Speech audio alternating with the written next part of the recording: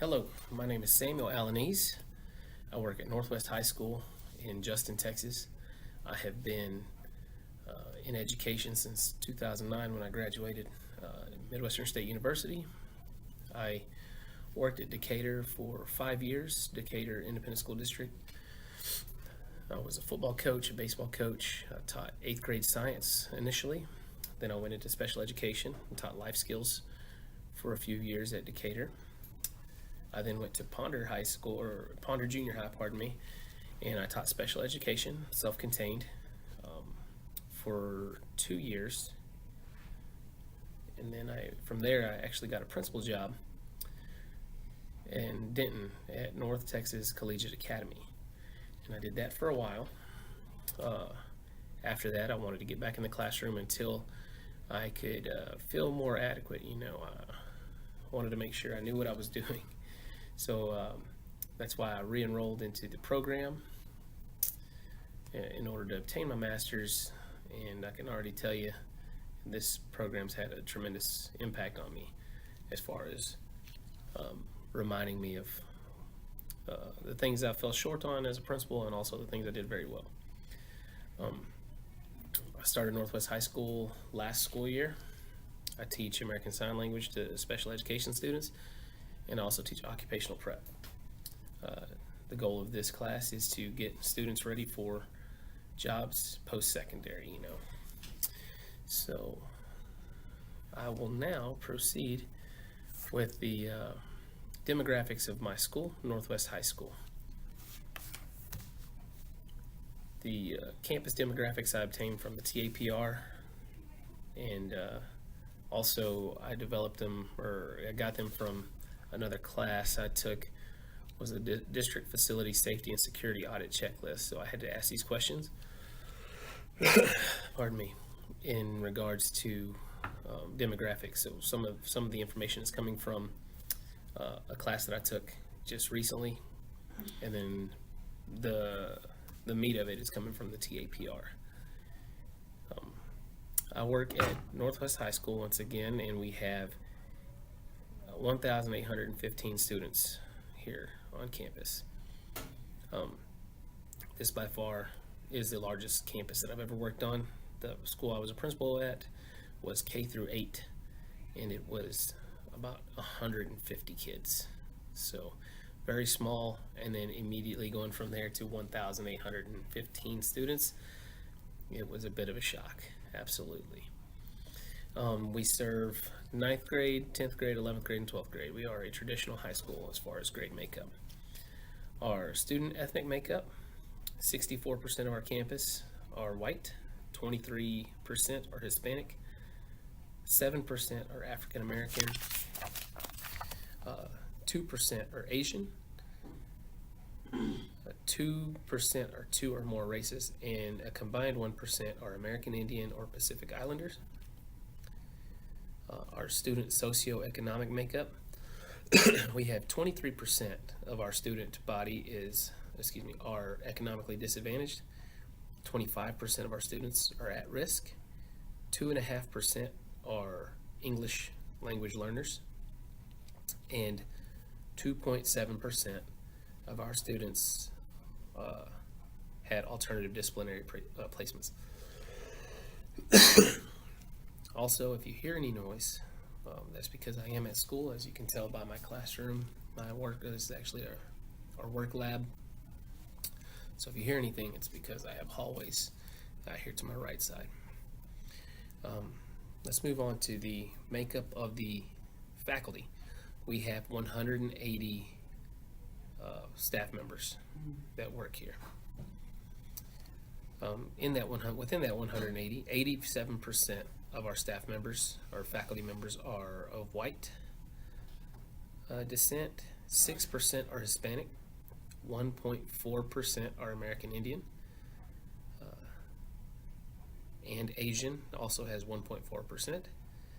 0.7% of our staff makeup is African American, and 3% of our staff makeup is 2 or more races.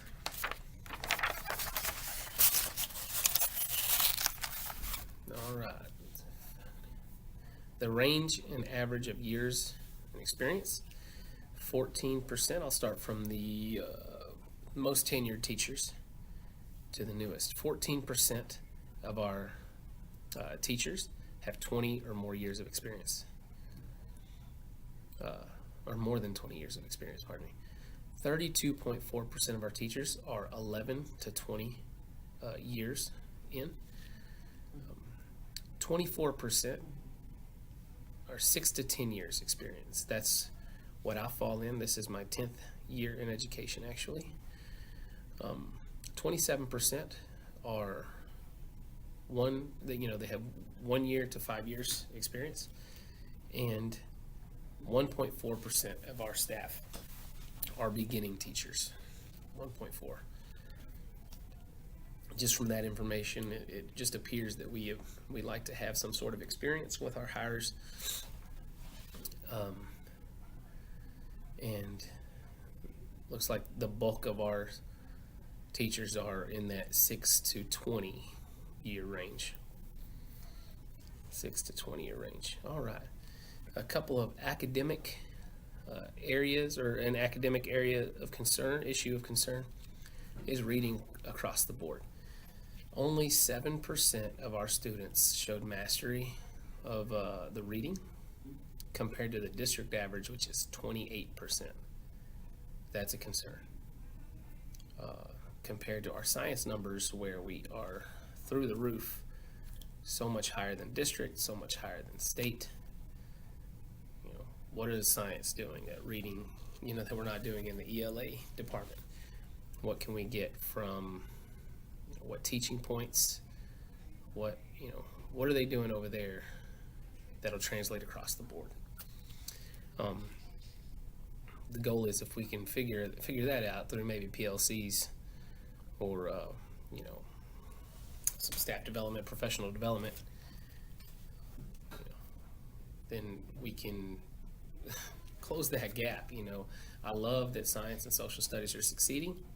Love that, but what I don't love is that we have kids that are succeeding here in science and social studies, but reading is stay down here. Let's not lower this, but let's see what we can do to raise this, to just change that gap. 7% mastery is not acceptable. Okay. Student cultural issues of concern would be tolerance, would be social tolerance. We are in a new age. It is definitely different than when I was in high school 15 years ago.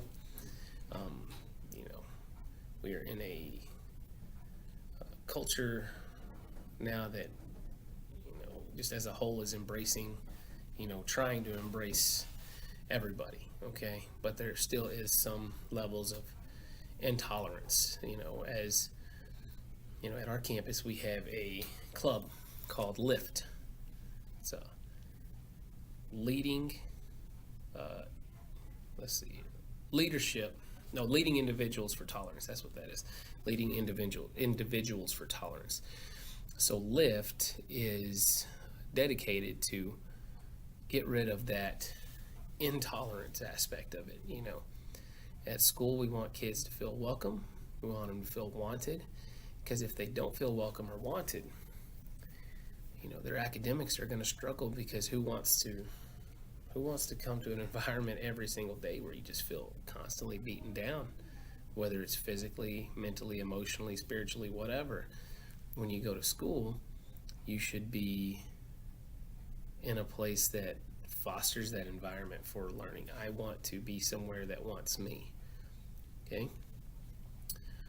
If all those things, if we can learn to be tolerant, maybe some of those reading, if we can, maybe some of those students that are feeling that level of intolerance towards them, maybe they're not focusing in reading class. Maybe they feel beat up.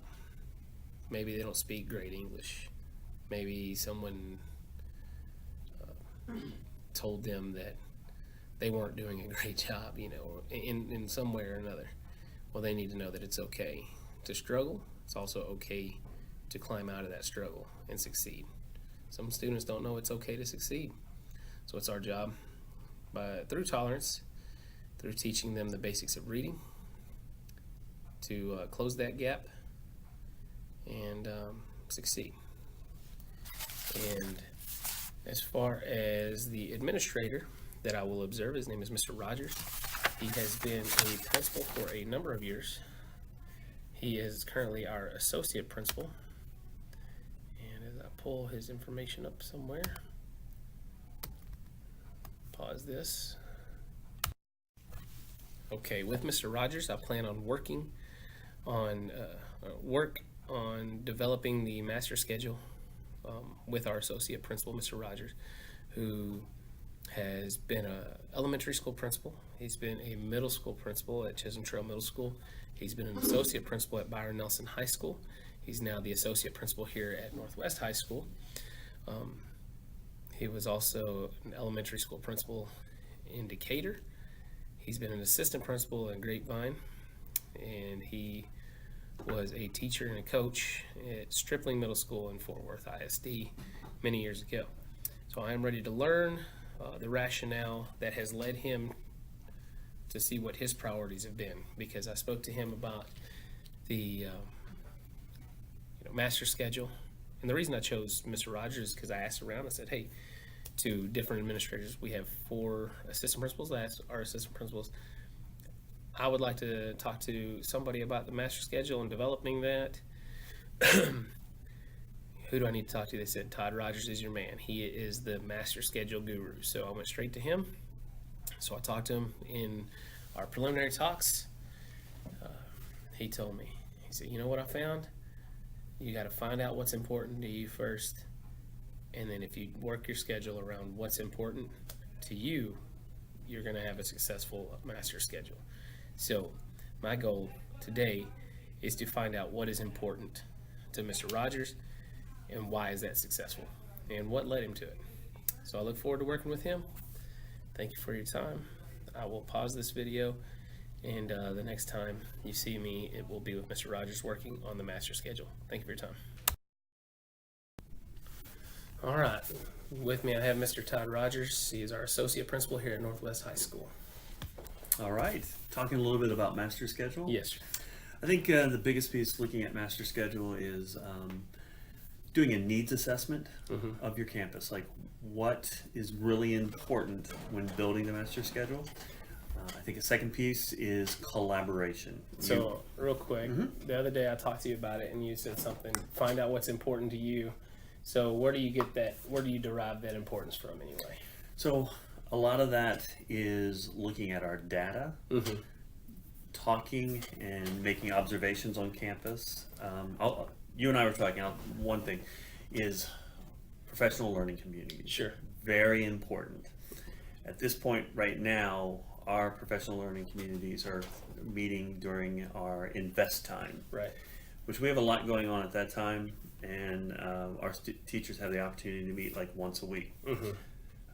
For next year, we're trying to embed our PLCs within the master schedule so that different teachers have different PLCs have set time that they can PLC once a week or every day if they choose.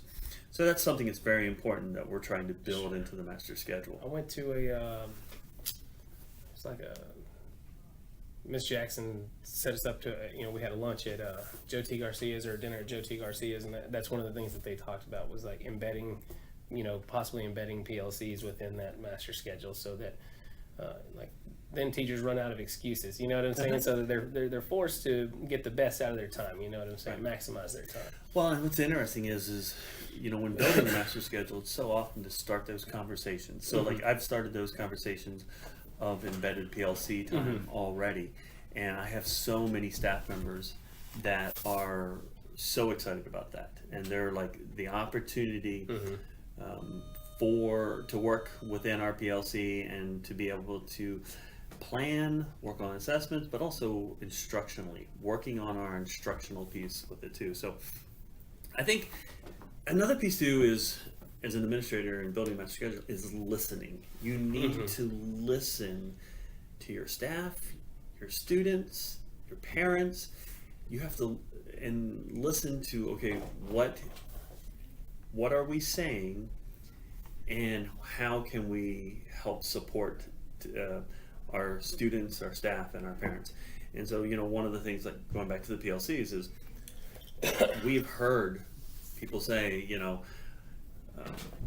when we didn't have invest time, PLCs weren't able to meet. Our teachers are like, we haven't had time to meet, or we've had to work it into before or after school, and we really need that time together. And so, I think it's important that we believe as a district, our teachers collaborate, working together. The more we're able to work together, the more we're able to help and support our students.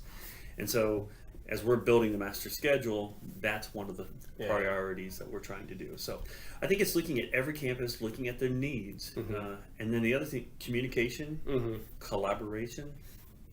English department, I will meet with the PLCs, I will meet with the department chair. Working with everyone together, we'll collaborate together to try to put together the best master schedule. And then also too, with master schedule, very important, one thing here, it's like a domino effect. Sure. Something here has an impact way over here. And so one thing with master schedule is at the high school level are we call singletons. Of course, it happens at one time and one time only. And so especially our students who are active and involved in a number of activities and things, the more singletons that they have, the harder that is on the master schedule. So if you have a student who's in the top orchestra and they're also on the leadership of student council, and both of those things happen fourth period, well, they can't be in both classes at the same time. So is this the biggest number of, is this the biggest that you've done, or was you were at Byron Nelson before this? Did you do master scheduling at Byron Nelson also, or? Yes, I've worked with master schedule at elementary, middle, high school. High school has more moving parts to it, and so, and then not only that, but you have courses at the high school level that are double blocked. So whenever a course is double blocked, that shrinks the master schedule for that student in that. And so, again, that makes it even tougher to have a double block class that the student has to be in that, but also too in other classes that may be singleton. So there's a lot of pieces to think about with the master schedule, because our goal is we want our students in the programs that they want to be involved in. We really want to meet their needs. Unfortunately, the master schedule sometimes limits that, and how, when building a master schedule, can it not limit to have a limit to have on students? You really want to make a master schedule that meets the needs of all students. Is there time built within the day for like clubs and stuff like that? So that's built into our invest schedule, which is a whole nother piece to it. And so, and then with our invest, which is our tutorial time, there's the big talk of whether you do it in the morning or in the afternoon. But really, when it comes to invest, we don't, or clubs and things like that, that doesn't have really an impact on the master schedule. I gotcha. It really has to do with all of our classes and our programs that happen with our courses. So one more question about I think we used to have 3 lunches up here at one point in time, and now we're down to 2. I think last year we had 3 lunches, as a matter of fact. Yeah. So is that something that, do we anticipate how many kids are coming next year that are incoming freshmen, versus the outgoing seniors, and say maybe two lunches isn't going to work for us next year, or maybe 2 lunches is perfect for us next year? When do you start thinking about that? So you bring up a great point, because when it comes to master schedule, there are so many things that impact master schedule. Lunch is a prime example. That's a great one. So many schools do lunches differently, and so you can have lunch 2 periods, 3 periods. Byron Nelson last year we had it 4 periods. Oh, wow. And so half our day was lunch. Wow. So 4 out of the 8 class periods had a lunch in it. that all impacts master schedule Mhm. because two, if you incorporate you'll have a couple teachers that don't fit into this, but most of your teachers will have lunch Mhm. during the time students have lunch. So that plays a piece in it. Mhm. And I'll give you an example. This year, half of our staff had lunch fourth period, Mhm. half of our staff had lunch fifth period. Gotcha. Well, that right there, fourth and fifth period, half of our classes are not available Mhm. during fourth period, Sure. and half of our classes are not available fifth period. Absolutely. So lunches play are Mhm. absolutely a great piece. Going back to the talk about PLCs, Mhm. if we take and put the PLCs together, if the Algebra 1 team all has PLC during second period, Mhm. that means no student can take Algebra 1 during second period. Sure. That has an impact Mhm. on the master schedule. Um, one thing when you're running, one thing that we do is if you do a really good master schedule, Mhm. at the end of the school year, we'll run it, and then the computer program will come back and tell us a percentage of how many students were able to get their schedule set. Okay. We try to be at an 85%. Mhm. If we can hit 85%, that last 15%, then we have to go in and hand schedule to try to make things work. Okay. The other thing too with master schedule is in the computer, we will put a cap Mhm. on each class. So we'll say this class can't exceed 25, this class can't exceed 28. Mhm. We'll put caps on it. And then the computer will go through and kind of coordinate, put everybody into class, and then you're left with maybe. Now, sometimes you run the master schedule and you'll be at 60%, and you'll be like, whoa, Sure. I have to start moving some classes around Mhm. because I have some major conflicts where all your athletes are having trouble taking a certain class because we took that class and put it during athletics, Mhm. and they didn't have a lot of opportunity to take it. So you've got to look at those when it comes back. If there are things that are needing to be adjusted, you have to move those to open up more spots for students. And so that's another piece of the master schedule is looking at what conflicts you have Mhm. that you need to make adjustments for those. But every time you make an adjustment, then you could create another conflict somewhere Sure. else. Absolutely. So that's a So piece. what's the program that you actually use that does that for you? That E-school, eSchool does that for you. right? And there are different, Mhm.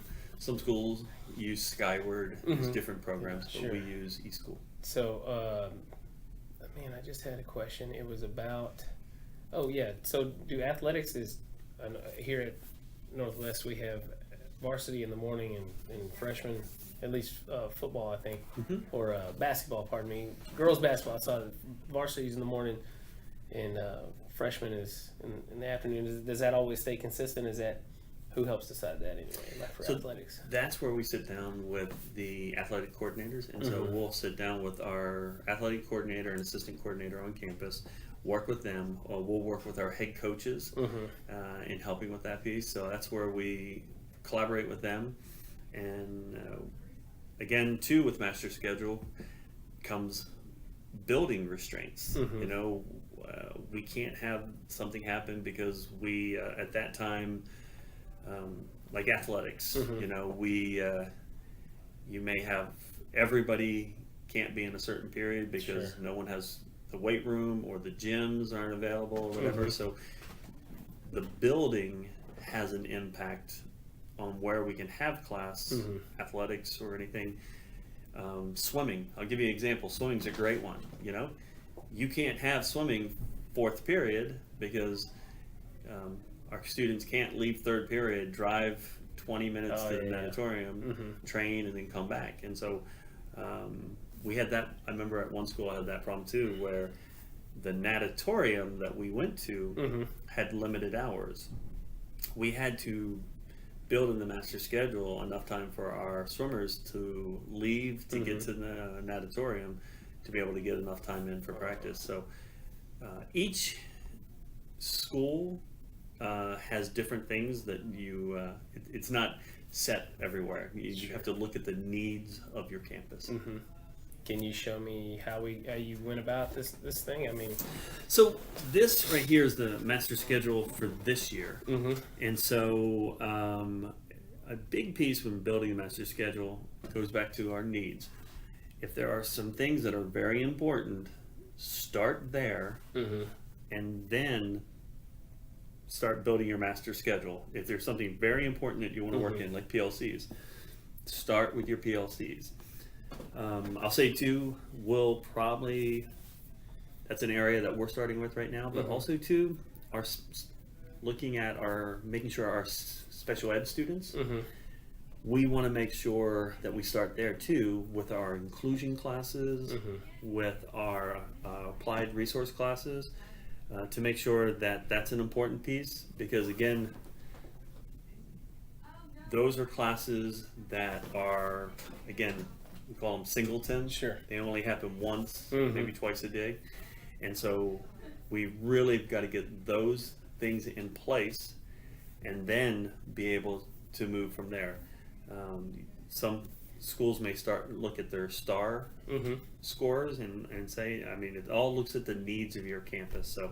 So we're going to take this. I'll show you a little bit. real quick while you're pulling that up, does the master schedule dictate the personnel, or does the personnel dictate the master schedule, or is it symbiotic? That's a great question. A little bit of both. It all depends on where you are. I think the biggest thing you need to do, and it goes to our district's motto, is kids come first. We're trying to build a master schedule that is going to meet the needs of our students. Sure. So I think a best way to answer that question is stay student focused. You know what I mean? Now, I'll be honest with you, you could do what's best, stay student focused, but if a teacher has 6 preps, I'm not sure if that's what's best for students. Right. You know what I mean? Absolutely. Because that teacher has 6 preps, and then is that teacher really going to be able to go to the depth of instruction and learning in classroom when they have 6 preps they have to prepare for? So stay student focused. And when you stay student focused, sometimes you're going to have conflicts. Okay, if I have this teacher teach 6 preps, I can really make all this happen. Yes, but that teacher having 6 preps, what an impact are those 6 are going to happen during those 6 classes? So Right. I think, again, you have to look at it with both eyes. What is the best that we can do for our students?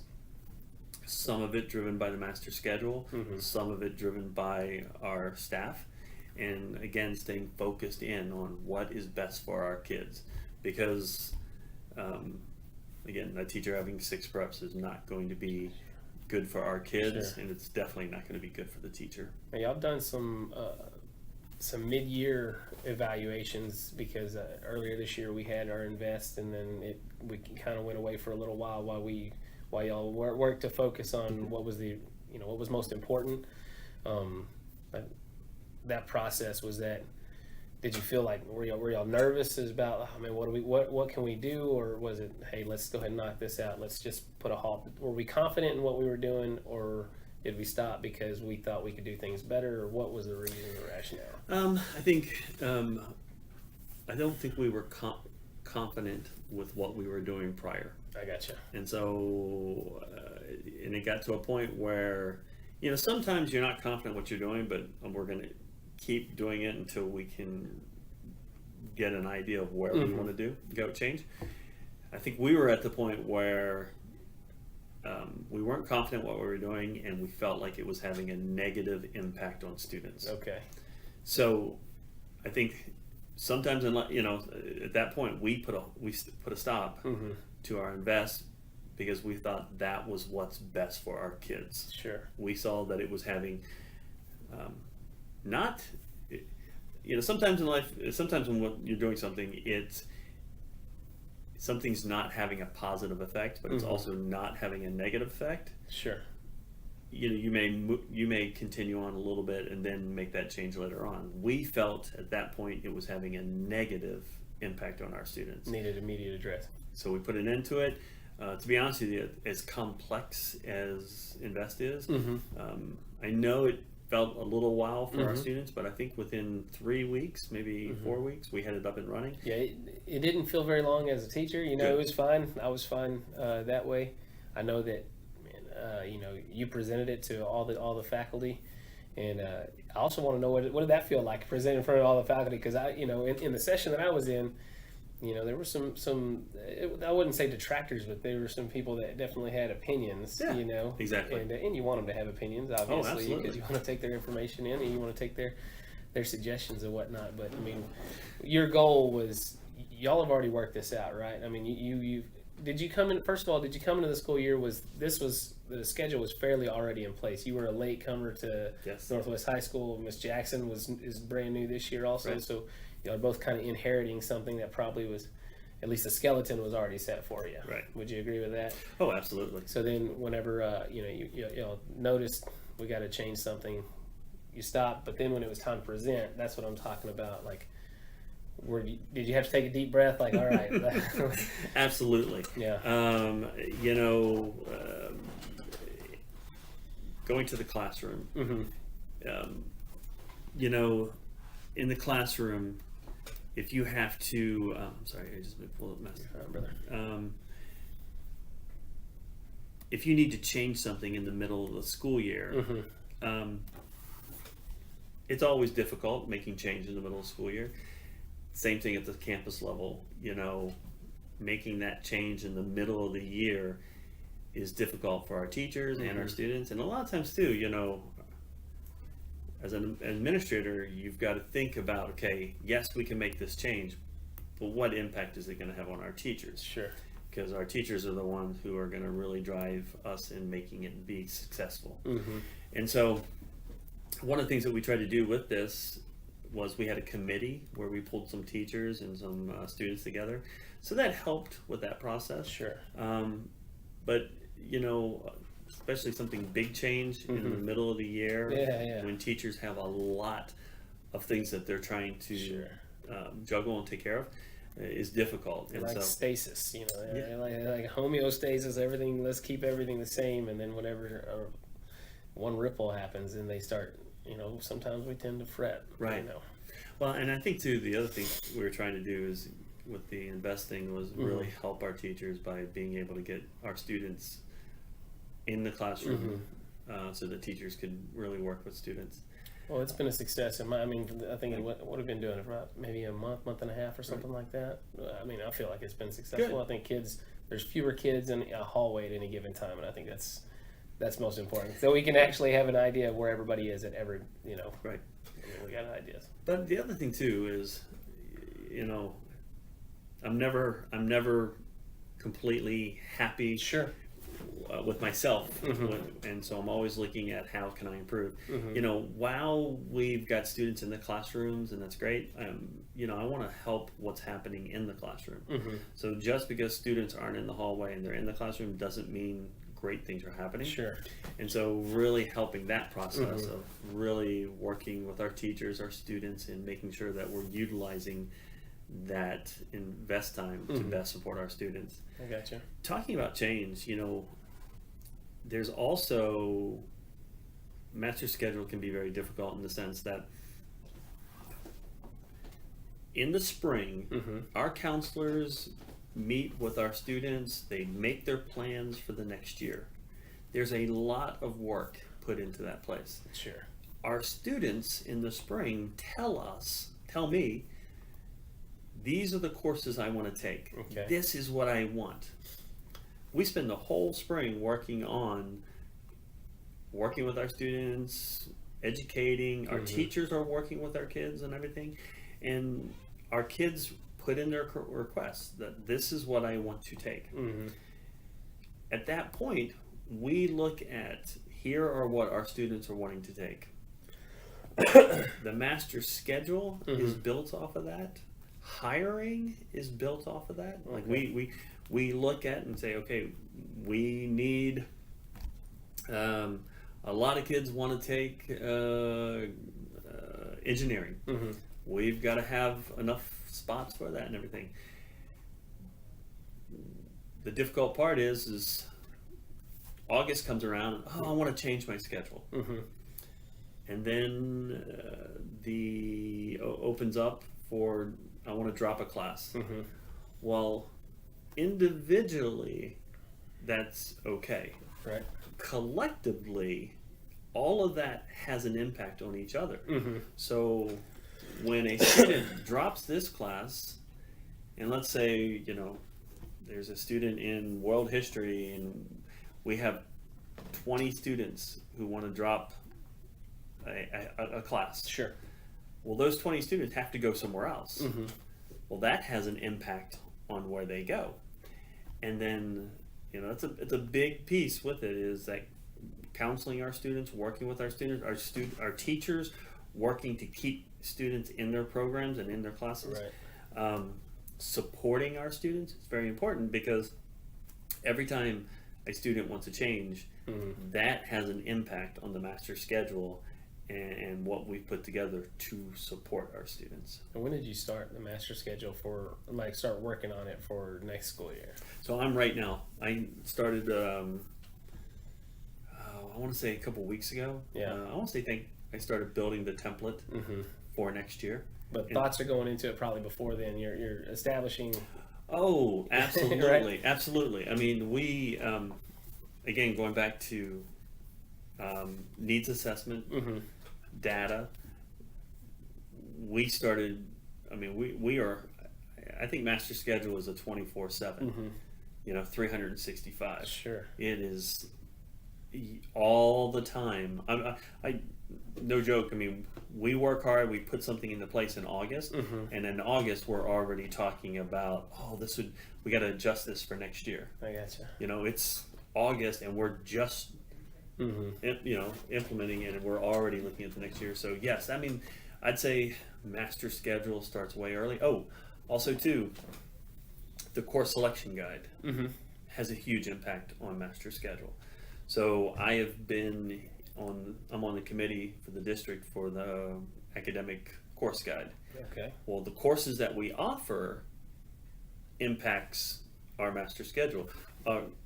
GPA, class ranking, and all of that impacts master schedule. We have courses that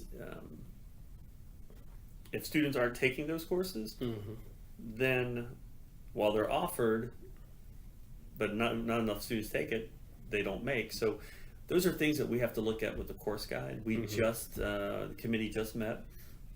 We're adding college algebra next year. Okay, nice. And so, that's adding to it. So that's something that's going to impact our master schedule. So those are all things. I'm right now in the process of putting some things together with working with our counselors and working with our departments, because we've got to start working and helping really guide our students to the classes and the programs that are best fit for them. And so we want the right student in the right class in the right programs, and so all of that has an impact on master schedule. So how do you compare like the high school math? I was an elementary school principal. I don't know if I ever told you. Oh, yeah. I was an elementary school principal at one point in time, but it was a much smaller campus. I mean, like maybe 10% of what we have here. Right. Sincerely. But anyway, and so my scheduling, it sincerely was very easy. It's maybe 200 kids. Right. So it really wasn't a big deal. But how does this compare to your other? Whenever you were at an elementary school and middle school, which one is harder? Which one is easier? Or they all have their own difficulties? I'm assuming.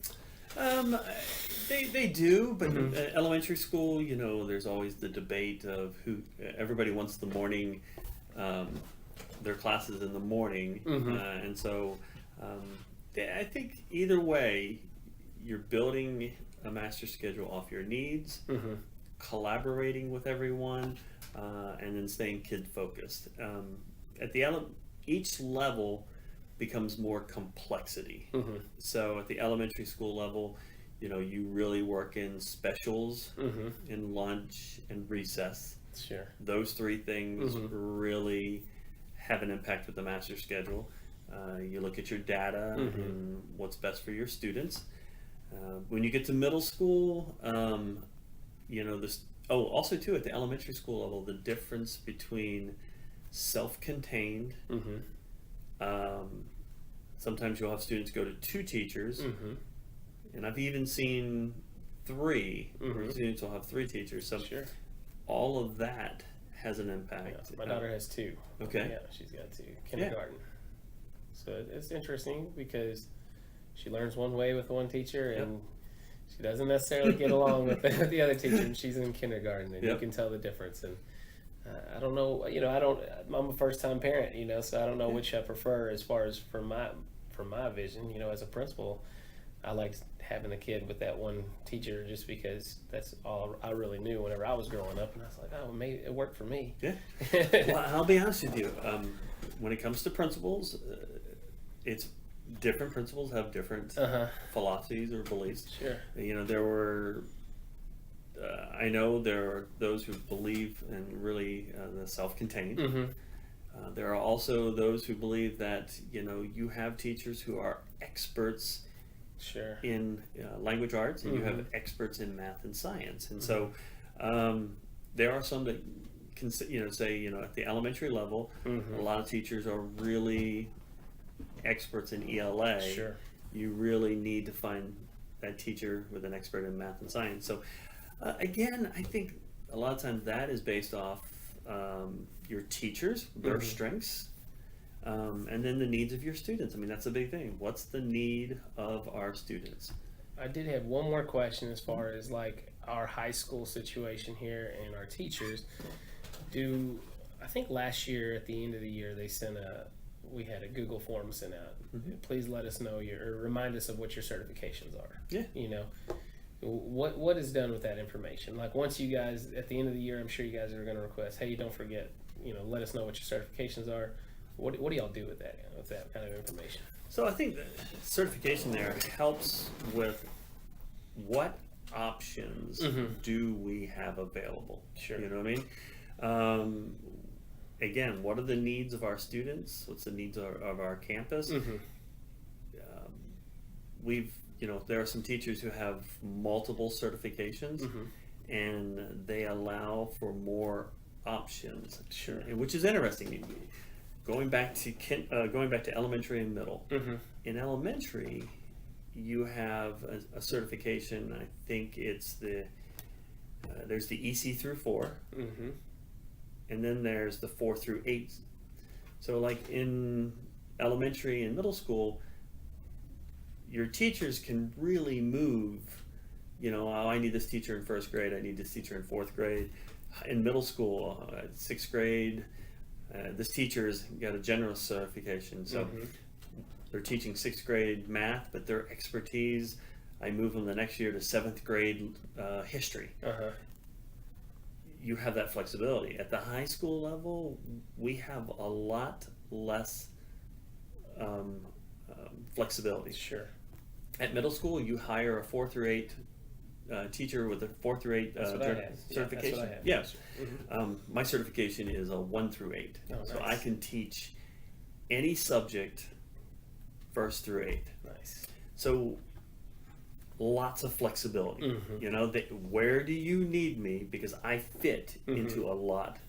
At the high school level, certifications becomes really hard. I'm glad you brought this up. This is a great question. It's great that you asked this because master schedule is very complex because certifications goes into master schedule. Sure. And I'm gonna give you science as an example. It is so there are teachers who have a life science certification. Absolutely. They can teach biology, they can't teach physics. Uh-huh. So even in the science department, Mm-hmm. you have limitations. Sure. Now you have teachers that have science composite, and they can teach anything. Mm-hmm. We just had this question the other day about financial math, Mm-hmm. because financial math falls into the math, but it also falls into the business. Mm-hmm. And so we had to check with I work a lot with HR Mm-hmm. to make sure, okay, what are the certifications to teach a subject? Sure. And so, those are pieces that you've got to look at that to be able to teach a course, what certifications does that teacher have? And so just in the science department, we have to be very careful, because you just can't say, oh, we got an opening here, I'm going to have that science teacher teach it. Mm-hmm. Are they certified? Yeah. They may be life science and we need a physics teacher that period. And so those are things.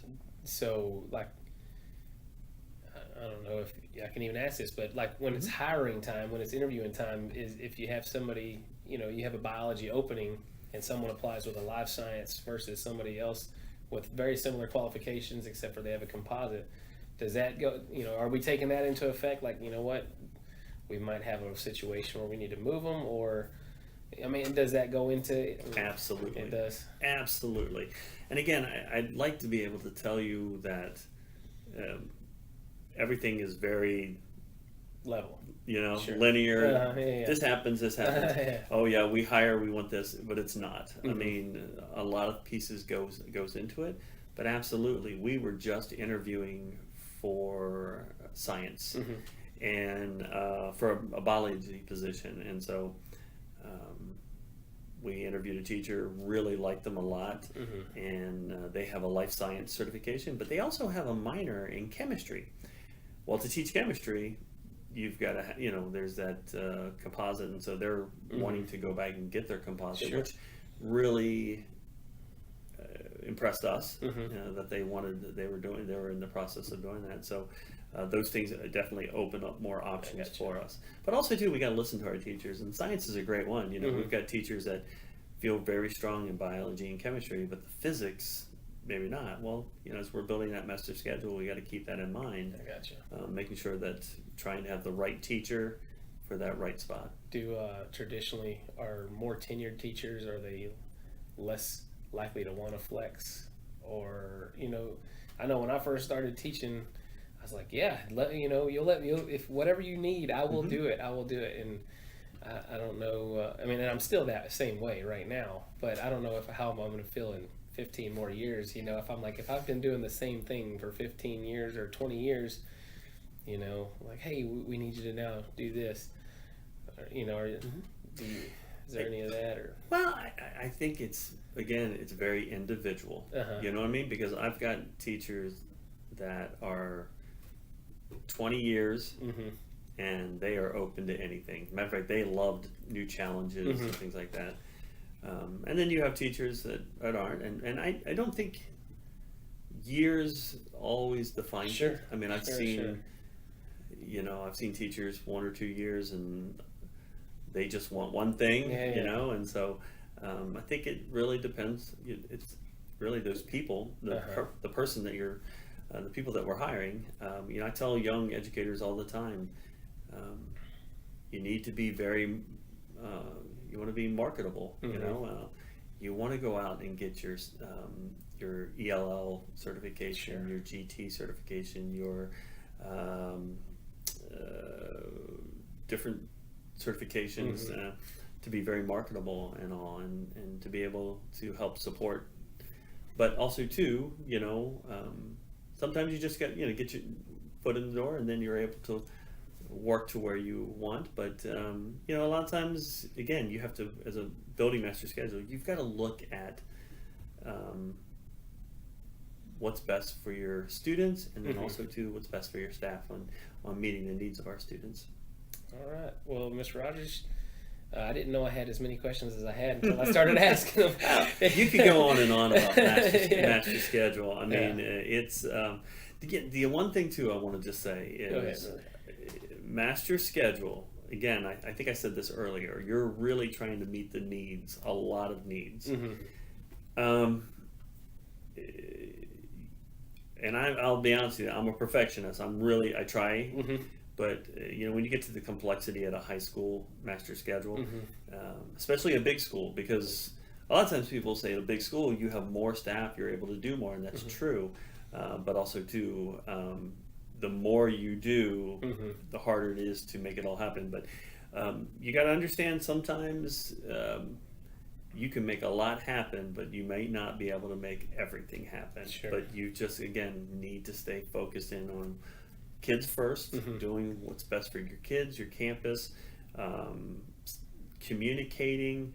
Really, for me, I want to do everything I can to make something happen. And so you do your best, but sometimes some places there's that limitation that kind of holds you back. I think that'd be hard to wrestle with. Like initially, that first realization of, man, it can't get done. Right. 100% can't get done. It's just hard. And you got to meet with people and talk and just say, look, I really tried. And sometimes it's difficult, but you got to really communicate. And and it's really easy. A lot of times people go, well, just look right there. If you flip this, it'll work. Yes, it will. But just like that, it also has a negative impact. As soon as you flip that, then this happens, and this happens. And so really, we see it a lot of times with kids. I want math, 7th period. Look, all you have to do is switch. Yes, but if I do that, then that class gets too large, and there's a lot of, it seems very simple, but it is very, very complex. Sure. Just one student can change a lot, huh? Yep, exactly. That's wild. So, well, I appreciate your time. Thank you, Mr. Riders. Anytime. Thank you, sir. I want to take a couple minutes to summarize my interview with Mr. Rogers. The criteria that he used to design the schedule was a needs assessment. He definitely stressed the needs of students. Students were always first. So partnered with that, he took input from teachers, fellow administrators, from other stakeholders and students. The way that this affects instruction is that the master schedule classes that he has set up, specifically he said that this year there are some lunches, right? So there's A lunches and B lunches basically. And during A lunches, 50% of his teachers are gone. During B lunches, 50% of his teachers are gone. So one way that this affects instruction is that it gets rid of this half of the classes. And now there's only this much, there's only 50%. So of the 180 teachers that we have here on campus, now there's only 90 classes that we can serve during that particular time. So what staff or personnel are needed for classes? So we do have teachers, we have paraprofessionals here in my particular department. In my class, I have one teacher, one paraprofessional. In the SOAR class, which is more of a life skills type environment, they have one teacher and two paraprofessionals. But we also have all sorts of paraprofessionals in content mastery and our behavior section. But mostly it's we have a ton of teachers, and those teachers each individually are in charge of their classes. Let's see here. What determines class sizes? So there's a couple of things that determines class sizes, one of which is students' level of interest in the class. Okay. So at the beginning of the year, at the end of this year, students are going to work on their course requests for next year. And let's say there's 23 people interested in this particular class. Well, guess what? That's how many people are going to be in that class. But he said he does put caps on classes. So in some of the special education classes, focus classes, he's got lower caps on them. In some of the engineering, the upper level classes, he's got lower caps on them. The higher level, so he can work one-on-one. In some of the ELA classes, he said that he caps at 28 to 30, depending on where we're at. So there are some factors. So the class sizes are determined by the personnel that we have, the level of interest, and the class itself. Which class is it? The basic step-by-step process is he designs the template about this time of year, which is November, December, and then he runs this through the ringer for a couple of months, and then starts to really get into it and by using eSchool, putting kids' names in, filling it up, filling out the schedule for the next year in March, and then after March he runs that through there, and the hope is, he said, to get 85% basically kids inside of a class, in their class where there's no holes. He said if he can get 85, we can work individually for the next 15%. And then they go in, and this process is all the way through the first week of school. So there's no schedule changes during the first week of school. Because they take that time to figure out what kids have like 2 lunch periods, what kids are missing a class, who has holes in their schedule, what kids needed English that don't have an English class this year. So all of these things are processes in which go into the development of the master schedule. What factors determine the class times and facilities? So he said like number of bodies does determine the facilities. He referenced athletics being a huge issue, not a negative issue, but an issue in itself. If you have a classroom that's only designed to have about 16 kids in there, but there's 30 kids on the roster, well, now that teacher needs to find a new location, because that's more realistic than finding another class for those students to take. Just moving a classroom is a little bit easier than changing the schedule of 15 other kids. Is the focus primarily on maximizing student learning? If you take from the interview what I took from it, the last thing he said, and the first thing and the last thing he said, was we need to take the needs of the students first. So that's why he referenced the needs assessment. Specifically, how do school policies and practices protect the quality instructional time of student learning? So one thing that we talked about was our invest time. So invest time is like a built-in tutorial time. So we had our own policy and practice from the previous year. Well, this year we have a new principal, a new associate principal, and they both inherited last year's schedule basically.